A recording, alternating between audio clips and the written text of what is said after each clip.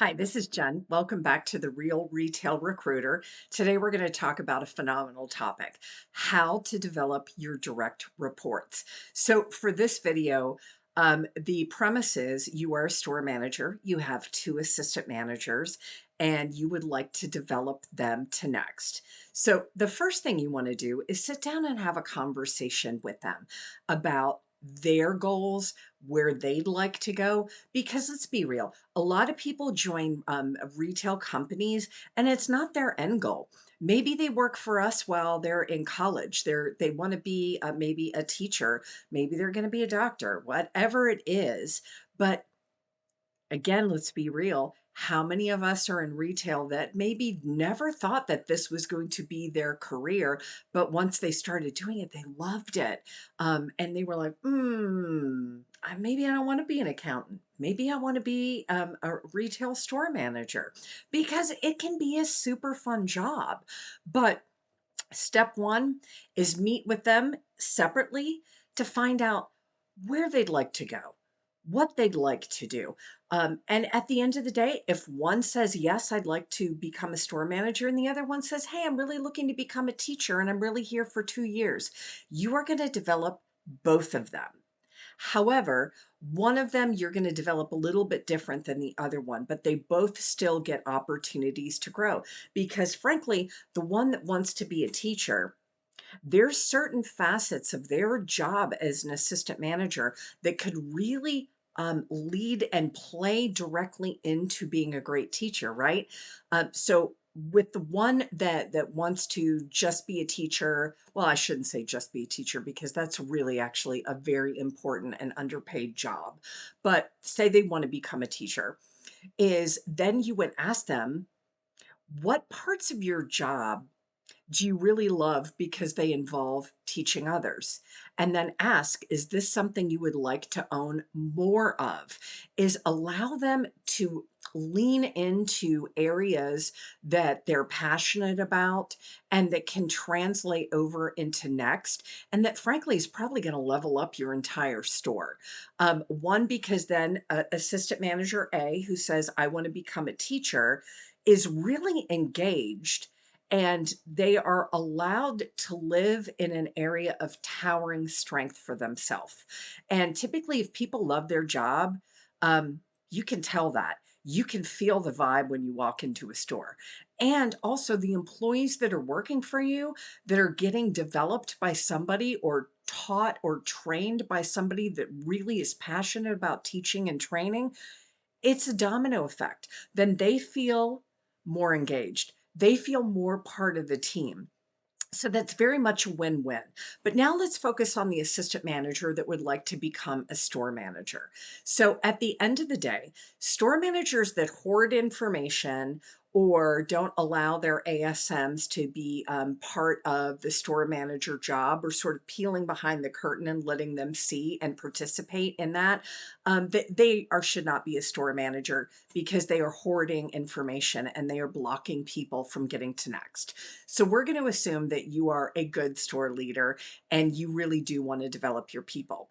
So the first thing is when you talk to the assistant manager that wants to become a store manager, that's where you're going to provide them your job description and say, I want you to take this home, or I want you to take an hour on the clock, sit in the office. I want you to go through it. And I want you to pull out the parts of the store manager job that if I won the lottery and headed off to Fiji tomorrow and you were the new store manager, what would you lose sleep over? And that's part of what we're going to build around your IDP. Oftentimes, it's going to be things like talent selection, scheduling, executive walks. Those are going to be the areas because usually they have a division of responsibility. They know how to open and close the store. They're probably a solid merchant. They know they understand business metrics during the in the day, but maybe they have never gotten an opportunity to do a schedule and they don't understand really how labor works because maybe you operate off of a labor percentage. This is where, as part of their development, you schedule them with you for 4 weeks. And they sit next to you while you do the schedule. You explain labor percentage, weekends off, holidays, requests, peak business days, when you're going to schedule more and why. Because you're not going to give the same labor on a Saturday that you give on a Monday because you don't have the traffic to justify it. So explain that, take them all the way through the process, and then turn it over to them. The first time you sit next to them and observe and have them explain to you why they're making the decisions they're making on the schedule. But then that should be something that the two of you rotate through, making sure that they also get opportunities to generate schedules for incredibly busy peak times. Because generating a Black Friday week schedule is very different than generating a schedule for MLK week in week 2 of January. You don't have the same traffic, the same sales, anything. So make sure they have those opportunities. Two is then the areas that, aside from that, like executive presence, prep them. Let your boss know, hey, I'm working with my assistant manager, Susie, who wants to be a store manager. She has an IDP that she and I crafted together. These are the steps that I'm taking. And part of her next learning, because she's already mastered the schedule, as you can see, our payroll percentage has been pretty good recently, is she's going to participate in walkthroughs and leading the walks. I will be there, but she is going to be, in all essence, the person that's going to lead the walk. What should I prepare her for? Or key them up and say, hey, look, this is going to be Susie's first store walkthrough that she's leading. Be kind. Tell her a story about maybe the first time that you led an executive walk to make her feel more comfortable. But then you have a solid foundation of where Susie is now starting to build skill and muscle in areas that she had not before. And two, that positively impacts your entire store because now when you go on PTO, payroll's not an issue.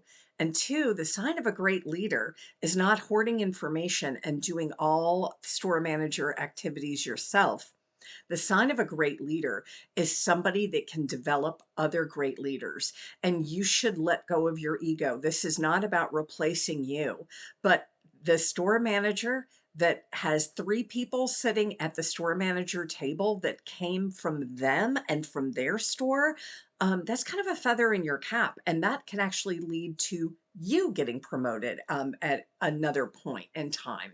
But take them as partners and then really have some honest conversation about the areas that maybe they need to work on. Is then suggest they find a mentor, make recommendations if they don't know of anybody. If there's another store manager in your district that is really, really skilled in areas that Susie needs to build muscle in, oftentimes it's really beneficial for you to introduce the two of them and see if the other store manager would be interested in mentoring, because all great ideas don't just come from you. They come from everybody in the field. And two, that other store manager might go, aha, hey, she's developing her assistant managers and has asked me to do this. Maybe I should do the same for mine. And so it's really a self-fulfilling prophecy is talk to them, find out what they want to do, find out how you can support them, and then give them those opportunities. One, it's going to really benefit your store. Two, I know it's really sad when they get promoted and leave you because it happened to me several times. But then I looked around the table of my peers and realized that half of them used to work for me. And there is no greater thing to see than you played a small part in somebody else living up to their potential and going really from good to great to extraordinary. And that is your job, not just opening and closing a store, but giving people opportunities to grow and develop. So, if you've had somebody that was a great leader, a great mentor, and helped you get to next, put it down below in the comments. If there was something that you did that really helped grow your career or your assistant's career, share it. There, we have nothing to gain by hoarding information, and we help everybody else out.